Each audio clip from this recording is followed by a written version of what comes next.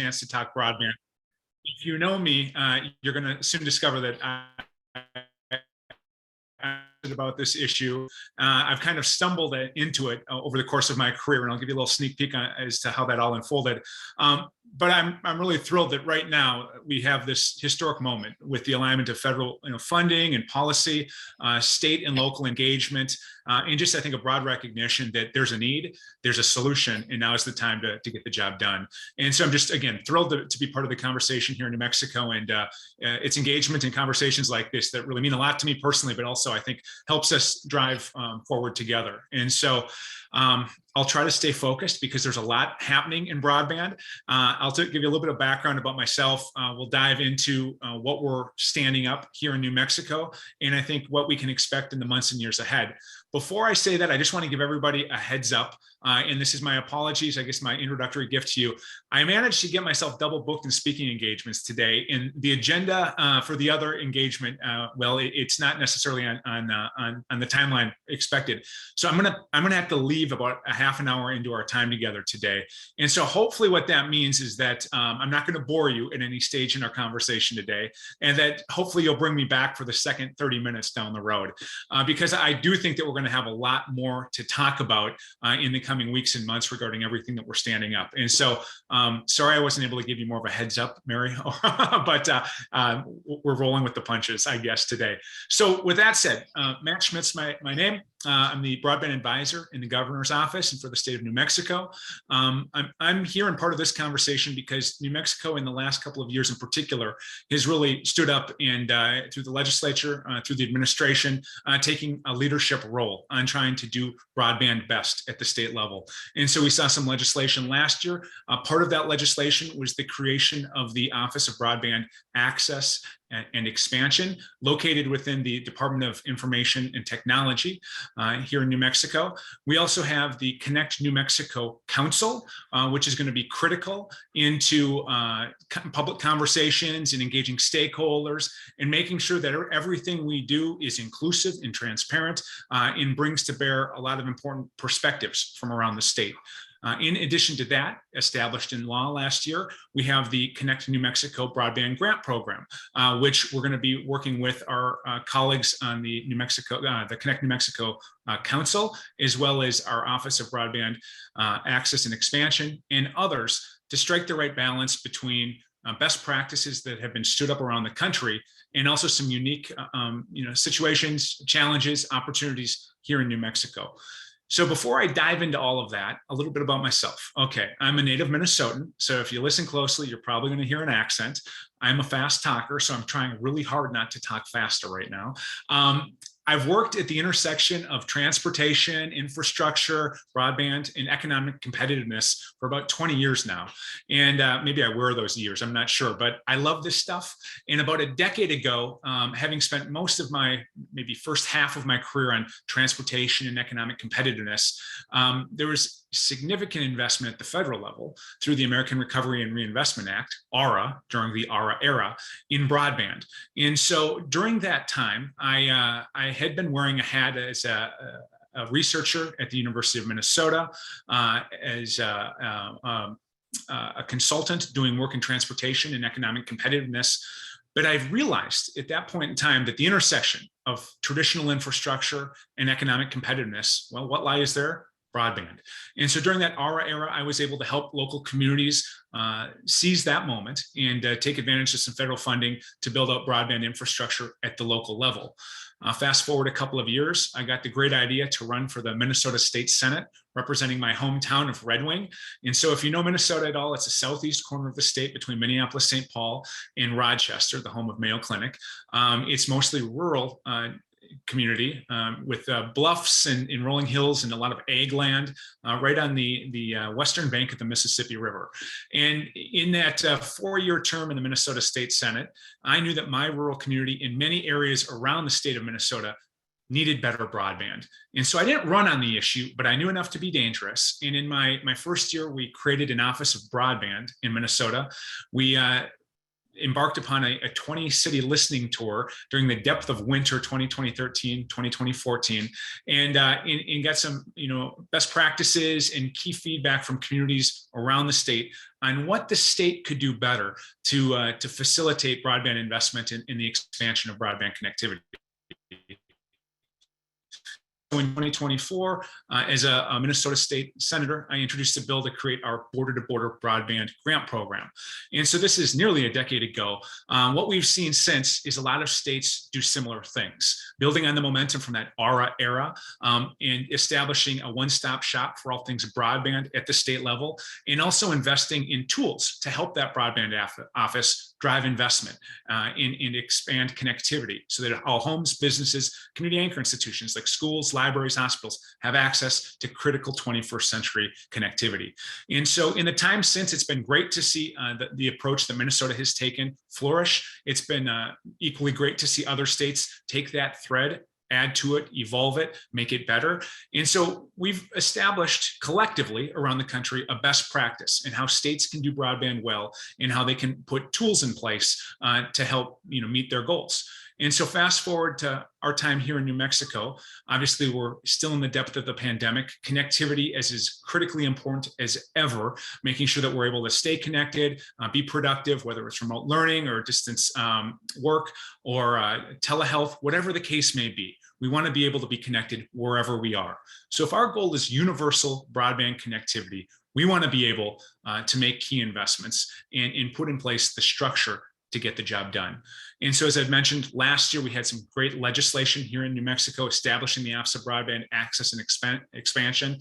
We also had the creation of the Connect New Mexico Council, as well as the Connect New Mexico Broadband Grant Program. And so right now we're at the cusp of applying those best practices that have been stood up and established, refined over the past decade around the country, applying them here in New Mexico to meet our needs. What's changed is truly historic.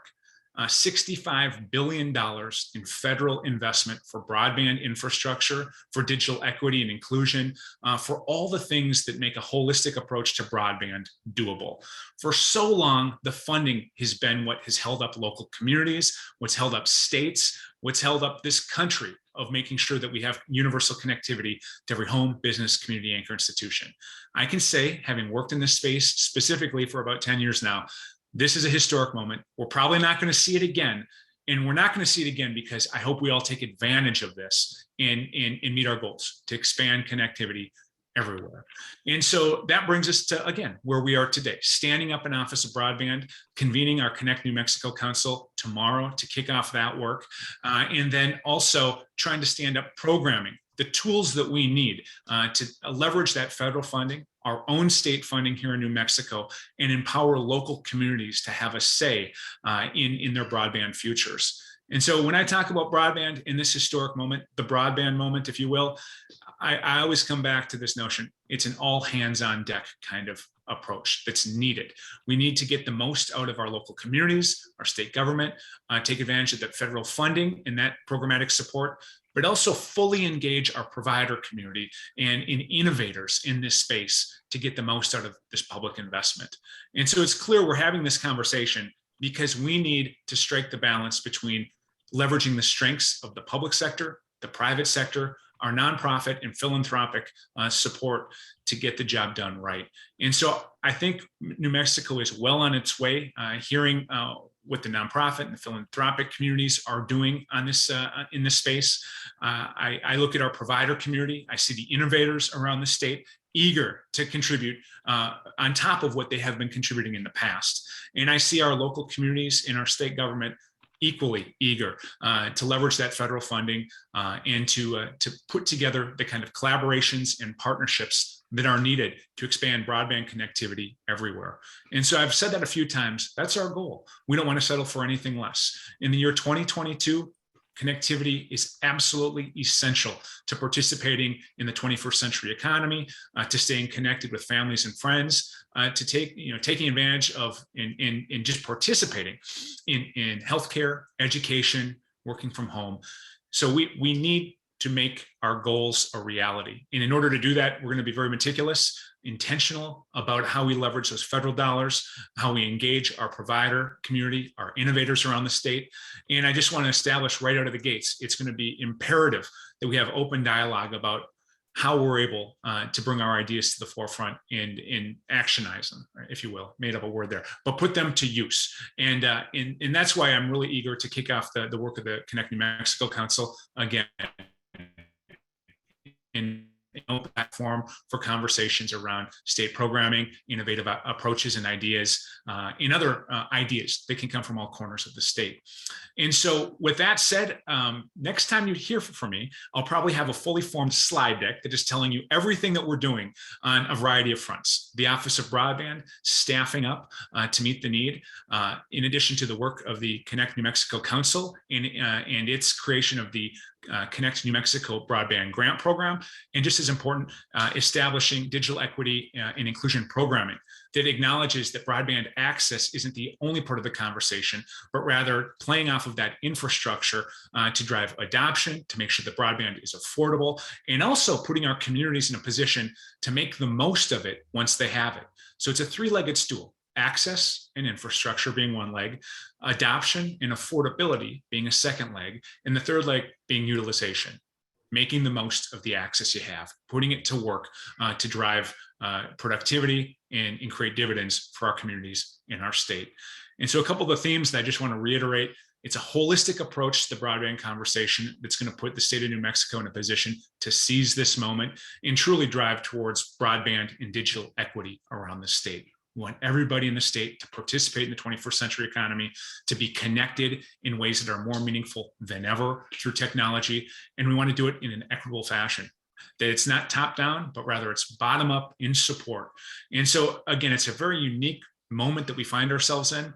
Having worked in this space so long, we've seen great local energy, for instance, or local or private sector innovation that has been bogged down by the lack of funding.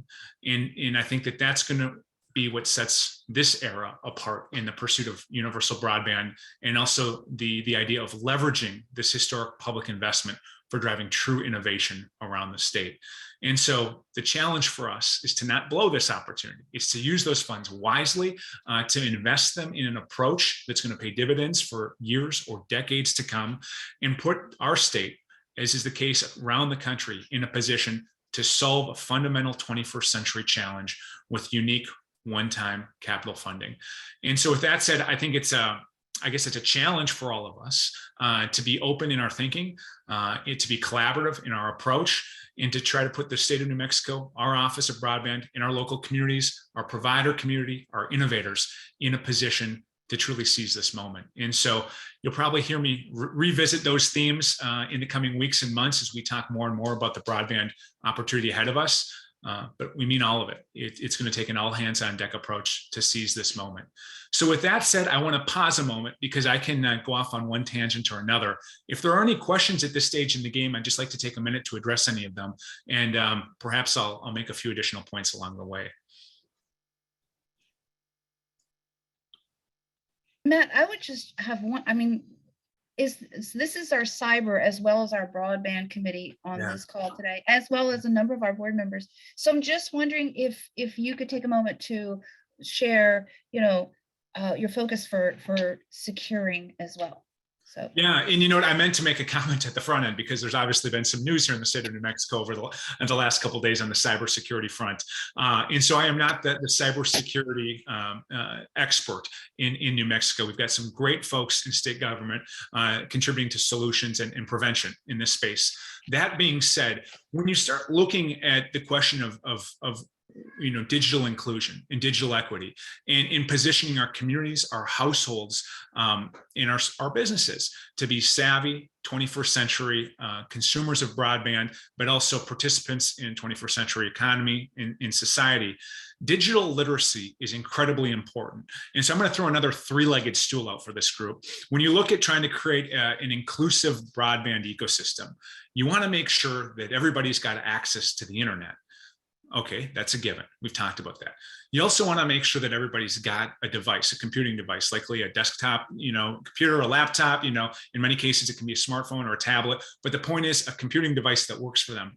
But oftentimes the third element is overlooked, and that's digital literacy skills and know-how to be savvy in the use of the internet, in the use of those devices. And I look at cybersecurity as being an absolutely critical component of that digital literacy, skill, so to speak. I think it's important for any state office of broadband to be working with stakeholders around the state and at the community level to try to establish programming and education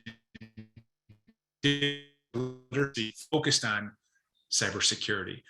How do you spot the phishing scams? How do you avoid, being, blackmailed over, email correspondence or otherwise? How do you be savvy when it comes to engaging the outside world on the internet? And I think there's a lot of benefit to be gained from an office of broadband incorporating that into its very nature, into the programming that it stands up. So a lot of what we're going to be doing here in the Office of Broadband in the state of New Mexico on the broadband front is going to be focused on capital expansion, in building out networks, working with our provider community, working with our local communities, working with our tribes and others in extending broadband networks. But just as important is that balance of focusing on devices and focusing on digital literacy, including cybersecurity. And so if there's any advice from this group on how best we do that and incorporate it into our programming from day one, I'm all ears. But it can't be an add-on or an also-ran. It's got to be something that we bring into the conversation from day one. And I'm a bit embarrassed that you had to ask that question, but in this group, I knew cybersecurity was not only a focus of today's discussion, but also of your work. And so I think we want to be talking about how we're able to build that into everything we do at the Office of Broadband. Thank you very much. Does anyone else have questions? Bruce Pitt. Currently a lot of government entities and private entities are having issues with getting people to work for them. Do you guys have a plan for making sure you have the right personnel and enough?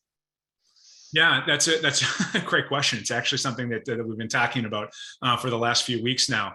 So that's going to be a challenge for any state office of broadband around the country right now. The pull to the private sector is real, and I don't mean that in a bad way. We've got a lot of folks who've been working hard in the public sector who are having new opportunities in the private sector. But I think for any state office of broadband to seize this moment, you're going to have the right team together. And so that means leveraging existing staff, bringing new staff on board, and also leveraging consultants where that may be. And I'll tell you, I'm very optimistic that New Mexico is committed to putting together the kind of staffing and expertise needed to execute this mission, to accomplish our goals. Right now, I know the state's already talking to some really expert talent that can add a lot of value to these conversations, whether it's about incorporating alternative or emerging technologies into our investments, whether it's about building out middle mile or backhaul infrastructure to complement our last mile connectivity to homes, businesses, community anchor institutions. And in addition to that, making sure that we've got the resources to engage with our provider community, but our communities scattered about the state at the local government level to lean into this opportunity to invest local dollars or local energy or local ideas into making, our collective goal a reality. And so your question, that's always going to be a challenge, I think, for any, state, agency standing up from scratch. But I'm optimistic that we're going to be able to put together a really good team here for New Mexico. And importantly, it's not going to be a team that's going to be siloed away, working independently, but that its work is going to be ingrained into a lot of the work of other agencies and departments in the state, and also really committed to working with our provider community and local governments around the state. I think that's the way you make this work, a collaborative approach, but you've got to have some state staffing too. And so to be continued.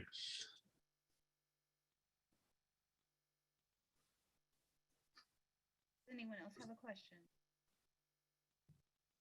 It's a question in the chat. I do see a question about just the broadband expansion application process. And I can speak here to kind of the best practices in state grant making. And so there's a lot of energy and eagerness to have a plan, to have a specific approach for how these funds are going to be spent and invested. And I'll just tell you this, with the $65 billion that was included in the Infrastructure Investment and Jobs Act this past fall, federal guidance and rule is months away. And so we can anticipate what some of those funds will be driven towards and eligible costs and expenses. We don't know for sure. And so we've got to strike that right balance here in what we're doing between anticipating what's coming, but also not getting too far ahead of ourselves. And so we do know that we've got some committed state funds right now to broadband infrastructure expansion. We do have some federal dollars through the U.S. Department of Treasury that was included in the American Rescue Plan Act, ARPA. And so we've got a few $100 million that we're prepared to invest in broadband infrastructure. And so as we convene our Connect New Mexico Council and start talking about putting not only a framework around our Connect New Mexico grant program, but also some specifics, what I would anticipate is that there will be essentially a notice of funding opportunity or a grant program that is published in the coming weeks and months, and that eligible applicants around the state will have an opportunity to basically look at the map, where broadband is and where it isn't. And if that map is inaccurate, they'll have an opportunity to challenge the accuracy of the mapping and say, look, the map says that we've got great service, but we don't. So we want to work with you to take a look at our local community or our, turf that would be, invested in on a connectivity basis. And we want to hone in on which areas we would agree are eligible for funding for broadband expansion and direct resources accordingly. And so this is all going to happen in the light of day through our Connect New Mexico Council. We'll post a lot of those updates on our website, and we'll do everything that we possibly can to let stakeholders and potential applicants around the state know of this opportunity and how they can participate. But the idea here is that we want to put the rules of the road out there for stakeholders to bring to us their best ideas for how to drive these investments around the state to expand network connectivity and fill in that map one investment at a time. And so that in a high level is what a state broadband grant program might look like. But there's a lot more detail, and I want to give the Connect New Mexico Council an opportunity to drive that conversation forward.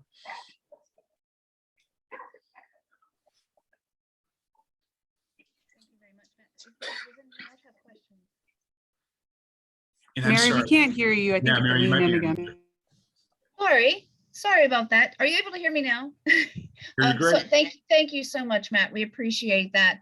I certainly want to be conscious of your time. I don't know when you need to jump off. I don't know if anyone has any questions. If I could take one more question, and then I apologize for having to leave you early, but I hope that there's enough here and there's enough happening in the coming weeks that you're going to want to have me back down the road, and I will definitely take you up on that. So absolutely, Matt. And also our board chair, Josh Fristow from Kosh Solutions, is on the call. He's also the chair for our broadband committee. So we'll definitely want to keep you involved with the broadband committee, and as well as you have a number of cyber experts on this call as well. So we'll certainly keep you connected. Great. Well, I look forward to that. And I would just say there is a question in the chat. I'll just address this quick. I guess it's a comment.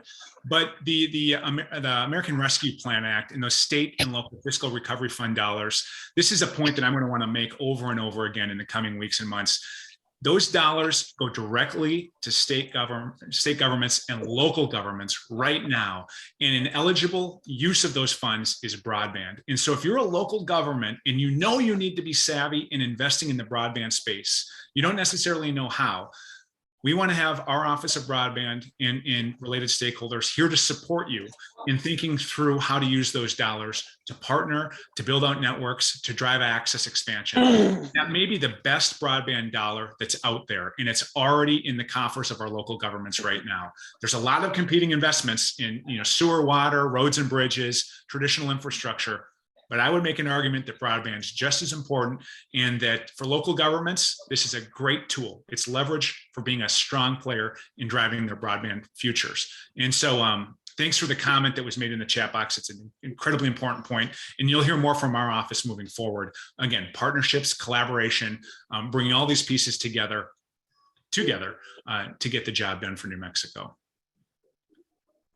So Mary, if it's okay, I may duck out and go to my other obligation. And folks, sincerely, I apologize for not being able to spend more time with you today, but we've left some on the table and I really look forward to continuing the conversation. In the meantime, I'll add in the chat box my email address. Folks, never hesitate to reach out to me. I'm always happy to talk broadband, as you well know.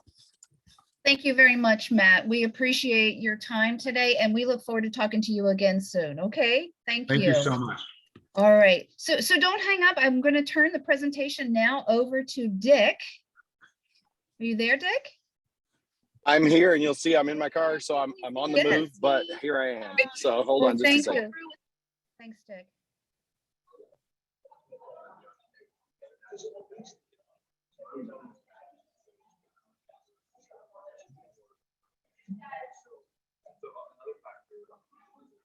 All right. While Dick is getting connected. Okay, I'm here. Okay. All right. Oh, great. So, perfect. I'm going to quickly pass it over to Catherine, but I'll say thank you, Mary, for the recognition on getting Matt here. And, I'm glad that we got him.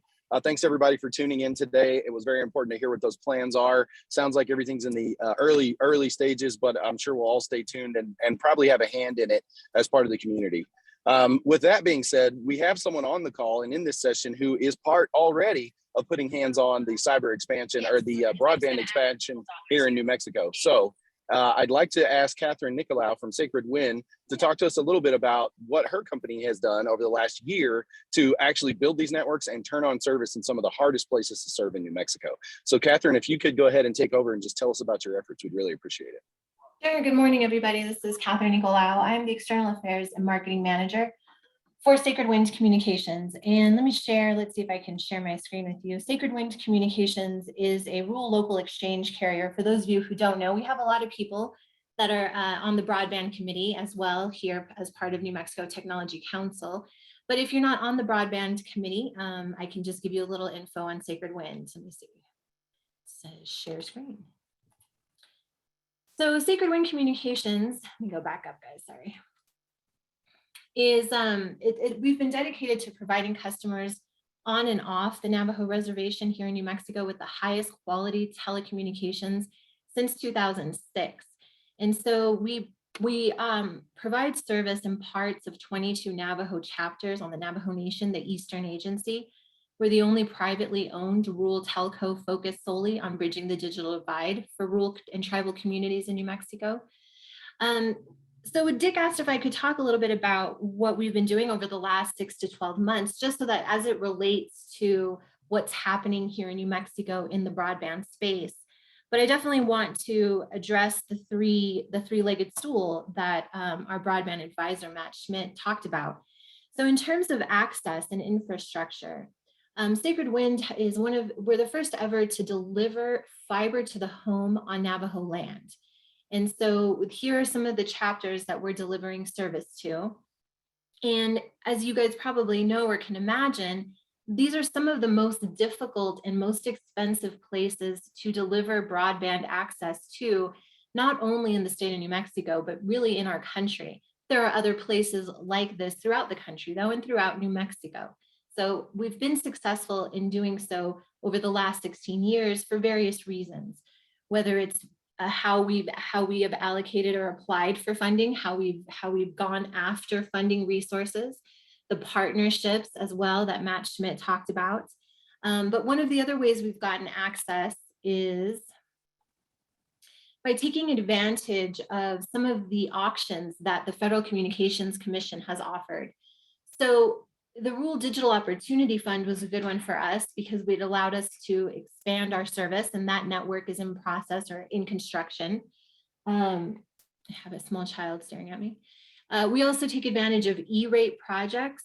We were one of the, let's see, where is it? We were the only company in New Mexico to be awarded under the FCC's Connect America Fund Auction 903, awarded new territory. And so this is actually taking place now, and it's under SW Dene Net. We were required by the FCC to come up with another name for it.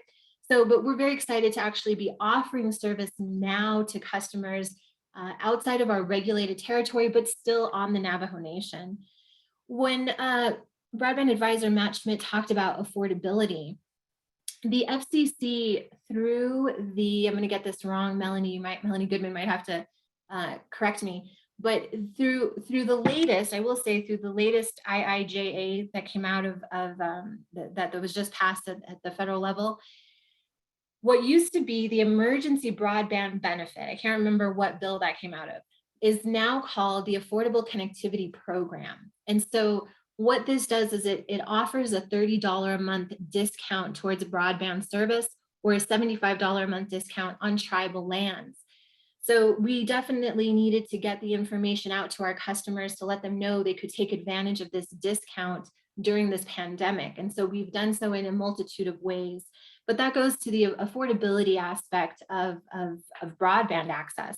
Of course, Sacred Wind, for your knowledge, has about 80–85% of its customers utilizing the federal Lifeline program, also of subsidy. Another way that we have provided affordable service is by using just alternative technologies. We are what's called technology agnostic. So we provide fiber, we provide fixed wireless, we're doing 5G millimeter wave right now. You name it, we'll try it. We have a partnership with Sky, if you've heard of that, they're dirigible balloons. And then digital literacy. So I wanted to share with you, let's see, I'm going to stop sharing my screen real quick. Were you guys seeing my screen? So, No, we weren't seeing it. Sorry, Catherine. I'm sorry, I was trying to let you know we weren't able to see your screen. Okay, no problem. You just saw my head talking the whole time. That's okay though. It was perfect. Thanks, Mary. We also have, if I'd known, I would have put my face back a little bit. But we also have a website dedicated to digital literacy. Since I'll try one more time to share my screen. Let's hit the share button. Okay. These are the educational Wi-Fi hotspots. That was something that we started during the pandemic, and these are still up. These are free educational Wi-Fi hotspots that are up on the Navajo Nation. Just about a month ago, I was thinking, these probably aren't utilized as much. And then we hear about the cyber attack and kids are home. So you never know. These are definitely still up though and being used.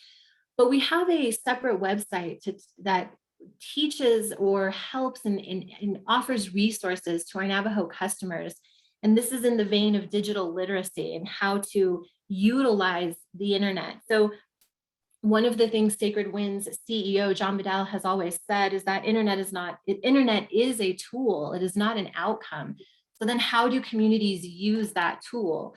So here we offer coding for kids, computer science, skills for in-demand jobs, how to be safe online. And so, there's a lot going on. We're just one company, but I really feel like there's so much going on here in New Mexico that we can be proud of in the broadband space. We do have a lot of work still to be done, but thankfully it looks like Matt Schmit is on board and the council is meeting tomorrow. So that's just one example of one company that's doing some pretty interesting things here in New Mexico. Thank you. Thanks, Dick, for the opportunity to talk about it. Thank you, Catherine. We appreciate it, and we are definitely interested in how your company is going to be a part of the growth. And I know I myself am interested in how my company can get involved. So I'm sure everybody on the call has got some way, not just to help the community, but maybe to get financially invested in this as well. Mary, we'll turn it back over to you. And I don't know if we've got anything else to discuss today, but thanks, Catherine, again for filling that time for us. Dick, I didn't know if you wanted to mention anything about the recent cyber or the ransom and cyber that's been in the news.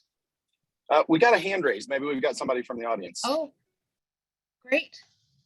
If it was my hand, I put mine down though. So who else has raised their hand? Please unmute and ask your questions.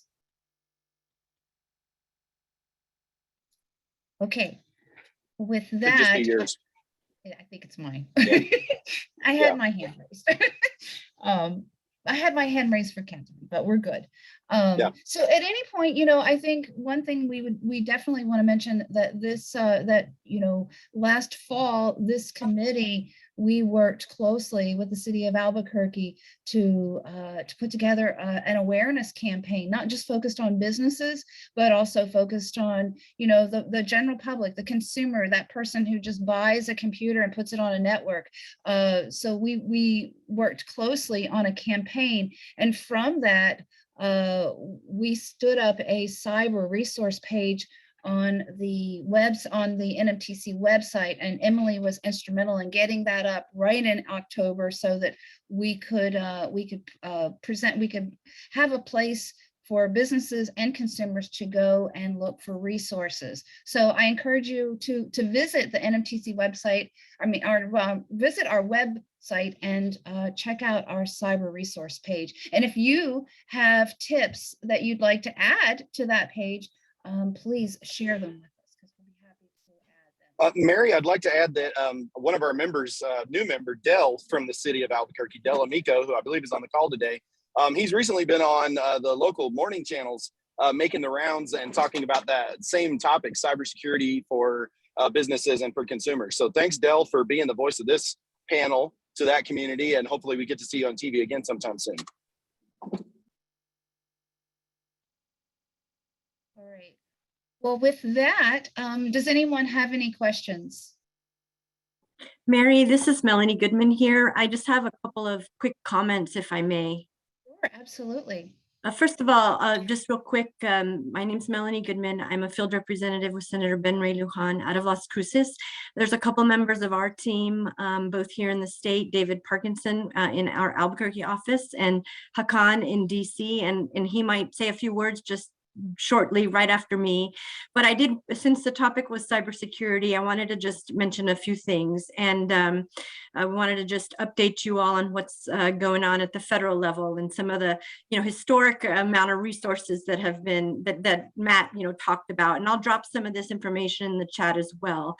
But just essentially, the recent infrastructure bill will provide about $21 million for a newly created Office of National Cyber Director. And this office was created in the fiscal 2021 National Defense Authorization Act, but it was funded in the infrastructure bill.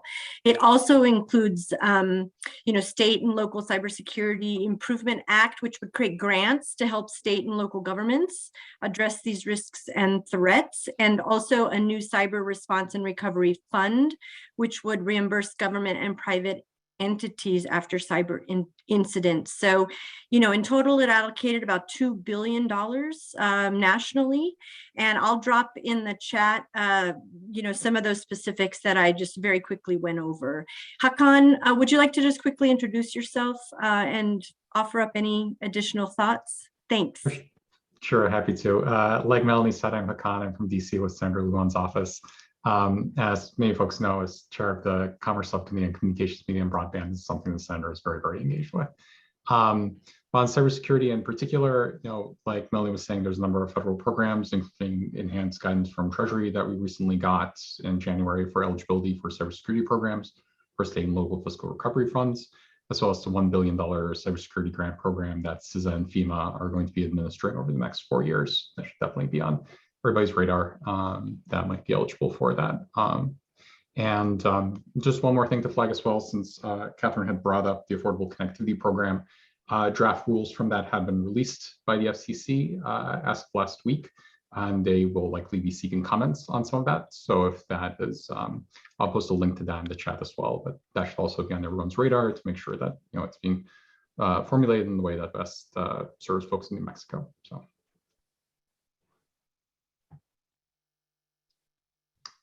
That's everything from me. Thank you, Melanie. Thank you, Hassan. Okay. Does anyone else have updates that they'd like to share? I have one question, if you still have time. Sure. So with all the new people now coming online, how is cybersecurity awareness being handled for people new to the internet? As in, what technologies or educational materials do you guys use?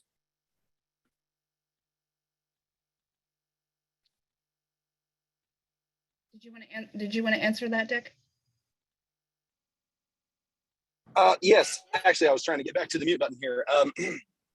Well, for as far as new people coming into the workforce, there's a lot of professional training opportunities that are out there. But I feel like what you're talking about is more just the people who are gaining access to the internet and they're just new customers or more, I guess, less tech savvy users. Is that what you mean?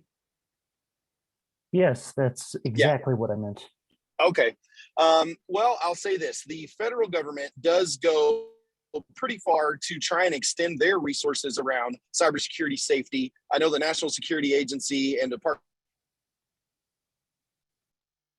of Homeland Security both have a lot of effort in their campaigns that is really meant for the general user. But of course, an internet user that hasn't had the internet for very long is not going to go searching for an NSA website and find out how to be safe. So it's not always as accessible or readily available to that population for sure. Those challenges there come along with, they happen more at the local level. That education has to happen either through school systems now. They're becoming more common to offer those basic cybersecurity skills at the middle and high school level when students start to gain access there. But for folks that are already out of school, honestly, there's unfortunately not a lot of resources that they generally turn to. I hate to say that, but I can't put my finger on it directly onto a program where, say, my mom, if she had never had the internet at her house, what would she turn to look for to learn how to be safe? I'm not sure, and I'm sure. I guess I'll say there's resources out there, but that population is underserved.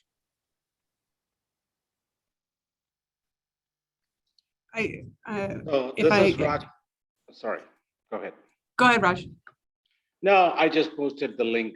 It is from National Institute of Science and Technology. They have a varied list of free or low-cost option for cybersecurity awareness training. There's multitude of sources, as Dick mentioned.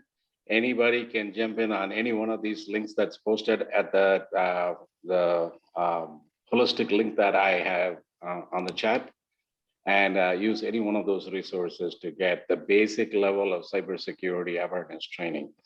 Now, one point that I would like to bring to the audience here, irrespective of their level of awareness when it comes to cyber, it only takes less than 3 minutes when you plug a new computer onto the internet. So it takes less than 3 minutes. So if you buy a new PC and bring it home and plug it into the internet, even before you are done with your configuration, it's infected right from the get-go. So anybody who uses computer as a tool must be aware of some basic cyber hygiene that they need to maintain. And it is not somebody else's responsibility. It is your responsibility, the user's responsibility to know how to use. Just like, you walk into a house and turn the light switch on, very similarly, when you turn on the computer, you need to practice some basic common sense driven cybersecurity practices. And that is something that we need to impart at the school level, right from the education ecosystem all the way up to the workforce development.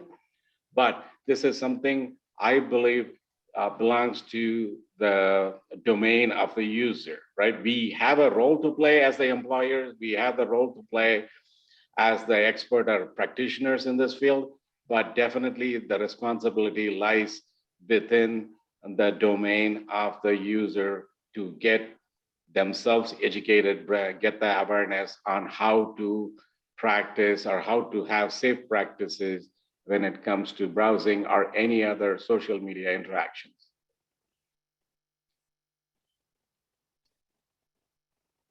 Thank you, Raja. Thank you, Raja.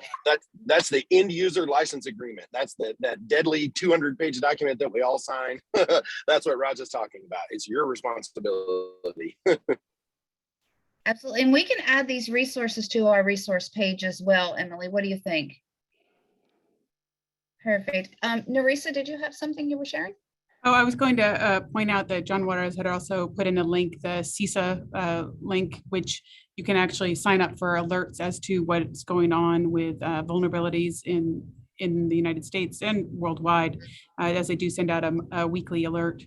The New Mexico Tech Council's Policy Committee also will be posting their legislative focus for 2022, which does speak directly to broadband and promulgation of broadband, as well as digital literacy and other topics as well. Thank you, Narisa. All right.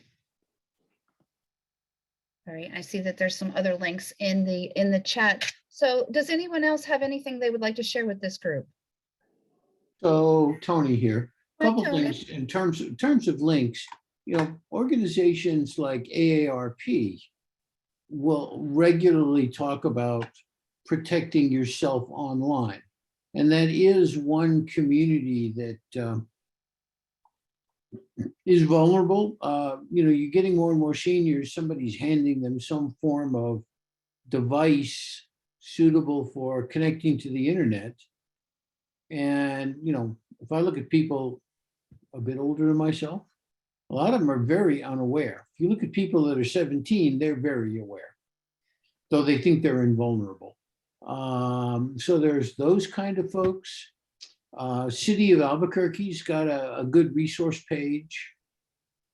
And a lot of those are linked to the thing you mentioned earlier, Emily, not Emily, Mary, the NMTC cybersecurity resource page. The biggest problem, I think, is, as Roger points out, it's the state can't come and hold your hand for this. Making people aware that A, they need to do something, and B, there are ways to get help is the important thing. So stuff's out there. And some organizations are trying to say, here, go look. Cities of Albuquerque is a good example. Thank you, Tony. Appreciate that. Eli, did you have another question? It was more like one other comment to mention. Okay. I think another important resource for cybersecurity awareness, or another resource that should be important for cybersecurity awareness, is our local libraries. I know that down here in southern New Mexico, there is often there are people with very little technical experience that actually come to the local public libraries for technical knowledge on sometimes very basic technology questions. And sometimes there isn't a lot of staff very knowledgeable with cybersecurity awareness. It can be a great resource, but I think that's one thing that public libraries should at least know the resources if they themselves can't necessarily communicate what these people might need to know. Thank you, Eli. That's a great point. That's a really great point. All right. Well, with that, thank you so much for joining today. It was certainly a pleasure to hear it was a pleasure to hear Matt's vision for the broadband in New Mexico. And with that, I hope that everyone is subscribed to our updates, and we will look forward to seeing you at our next presentation. So have a great day, everyone. Thank you. Thank you, Thanks, Mary. Mary. Thank you, Emily.